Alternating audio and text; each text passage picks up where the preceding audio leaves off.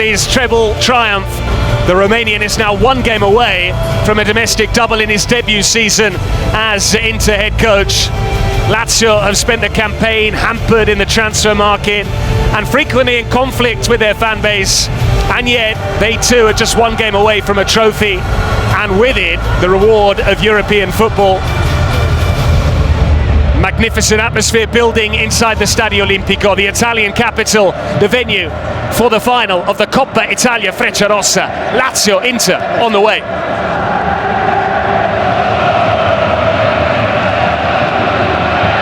Yeah, he's the only player and coach to win the Scudetto Coppa Italia in the same season as a coach and a player, which is pretty incredible to do that. And again, a year ago, if we're all sitting at this desk and you said that Chivu was going to do it, nobody would have expected. Nobody expected Inzaghi to leave, number one, but nobody expected the coach of Parma at the time, despite being in the youth system, would be able to do this and have such an impact. And he's a fantastic person. You talk a lot about when you were able to meet him, but I've heard from the amount of people that I've heard that know him personally and say how intelligent he is, how educated, how great of a person he is. So it's nice to see him get this over the line. It's so true. It feels like he's got an amazing balance of being a great man manager, but the tactician. Here he is with Jose back in 2010 when they did win the treble. Doesn't seem that long ago, does it? We had him here. We interviewed him on one of our morning shows here at Paramount, Morning Footy.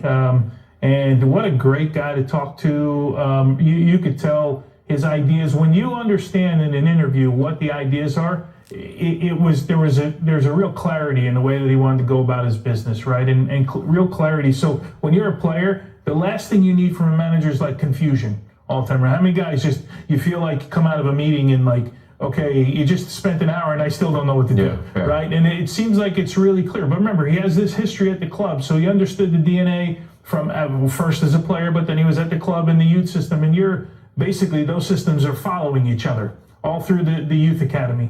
And I think what he's done, and he does it in a different way, by the way. Inzaghi was a fiery guy, screaming and yelling all the time, and so to come in and sort of do it his way, he's starting to put his mold on that touchline. One other thing that he does that's so impressive is he has not made this about him at all. We're in a country that the coach is usually the protagonist. The coaches get more love than the players, right? It's, oh my God, we got Conte, we got Cristian Chivu points to the players. He goes, it's them that have done the job. So I think also as a player, you just must absolutely love to play for him.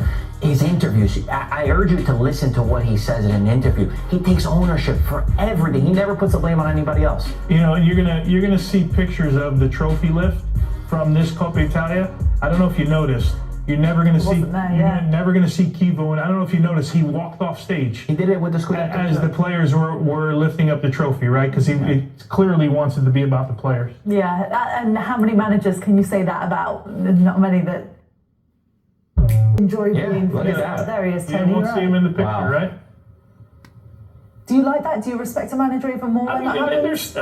Clearly, he's a big part of this, right? I mean, this trophy is as much his as it is anyone else's, but I mean, don't you think, you know what these pictures look like, right? You're going to see fireworks behind, and you're going to see the team, and Chivu's not going to be in those pictures, right? And it's just I think it's an indication of he feels that this is just the players' thing, right? They did this.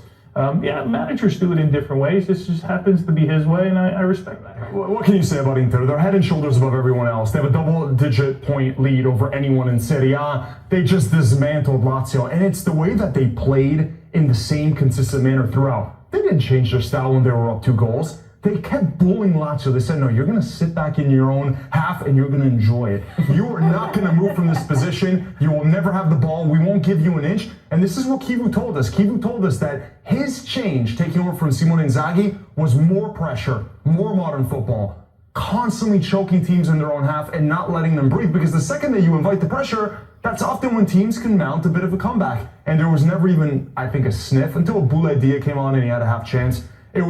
We could all feel that there was no chance that Lazio were going to come back in this one. It's so true. I mean, you boys couldn't really make a case for them even at the beginning of the match. other than they had to be perfect, and that pretty much went out the window early on, Marco. 100%. That's it. And conceding a set piece against a team that scores so many set piece goals. I mean, you score an own goal just to start. You needed Lazio to be perfect, but you also needed Inter to be a little bit off, right? It's 3 times now that they've beaten them. What's the aggregate now? 7-0. They were way better. It was night and day. Lazio's season, we can talk about forever. On the midfield, though, the thing that I love about Inter's midfield, they all have a technical ability, an incredible technical ability. Everybody can do a little bit, and Sucic has grown throughout the season. He brought a physicality as well. He wins so many balls back, but he also could do a lot. So I love how you showed that he could drop in deep, but we've also seen him throughout the season get stuck in. So to get into the Inter midfield was not easy. Today they didn't have Hakan Çalhanoğlu. How many times could we say that Inter looked this good without a player of Hakan Çalhanoğlu's ability? It's something that we wouldn't have said last year or the years prior. Mm-hmm. Yeah, Sucic and Zielinski kept swapping back and forth. Just like Çalhanoğlu took over for Brozovic when Brozovic got injured. Now they've got 2 guys that can pretty much fill in for Çalhanoğlu. It's depth, it's younger depth with the attackers. With how bad Juve and Milan have been in the transfer market, it's refreshing to see Inter mostly get it right, especially with the free transfers where they're playing in a different league altogether. And as good as Inter's been, unfortunately, we were talking about Lazio and where this leaves them for next season, potentially with no manager, no European football, and a lot of players that probably hope that they're out the door, which is harsh to say. Is this rock bottom for Lazio? Well, fans are already down. You just got them even more depressed. I mean, that's accurate, sadly, Poppy. I mean, Lazio, you don't think of them as a mid-table club. In the COVID season, they were almost there challenging Juventus for the Scudetto. How far they've dropped. And you know what's crazy? They have no project. I mean, how could they go into the second half of the season with a striker from the Austrian league that the coach said, I don't know who this guy is? Like, what are they thinking? They don't have any established striker